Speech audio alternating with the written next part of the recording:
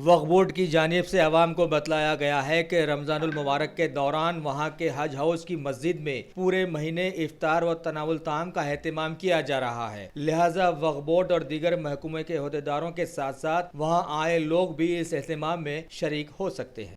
रमजान में जो है ना, 1 महीने तक रमजान में भी जो है खाने का इंतजाम, इफ्तारी का इंतजाम और अच्छे से अच्छा इंतजाम कराएंगे।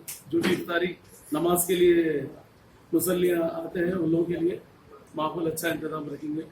और दूसरी चीज़ जो है, रमजान में जो भी क्या बोर्ड से इमदाद देना है बेवाओं को, उनको, इनको, वो भी बोर्ड में तो फिर जरूरत नहीं है लेने की। हमारे फंड से जो है ना, गारंटी रेट से, गवर्नमेंट के गारंटी रेट से जो है ना कुछ बेवाओं को भी देंगे।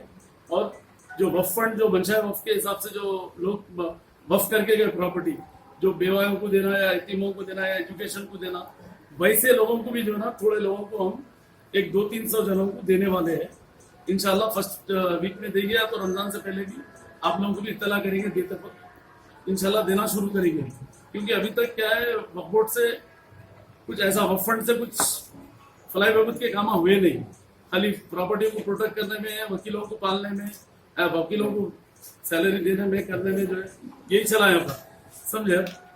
तो लिहाजा जो है गरीबों को भी कैसा अपन हेल्प कर सकते हैं, जो बेवाया है वगैरह, और भी जो जो जिसको बेरोजगारी है, नौकरी नहीं है, वैसे लोगों को भी, कुछ लोगों को हम जो है वक्फ बोर्ड से बचा वक्त के हिसाब से कुछ देने का मैं सोचा हूँ। इंशाल्लाह ताला 1 हफ्ते के अंदर आप लोगों को बुला के स्टार्ट करेंगे वो स्कीम फलाई बहबूद की। कोई बीमार है तो वो लोगों को भी देंगे। अगर कोई मैयत फंड है, मैयत के लिए कुछ आके कंप्लेंट कर रहे हैं तो इमीडिएट देंगे उन लोगों को भी।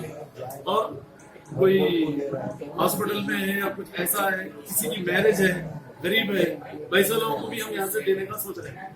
तो ऐसे मुतासिर लोग, गरीब लोग दरखास्त दे सकते हैं? हाँ बिल्कुल दे सकते हैं। दरखास्त सीओ के पास दीजिए, उसको इम्प्लीमेंट करके हम बराबर देंगे उसको जेन्युइन पैसा। सुने, और बेवायों को भी आज तक नहीं दिए, यहाँ पर मंशा मुफ्त के हिसाब से बेवायों को भी देंगे।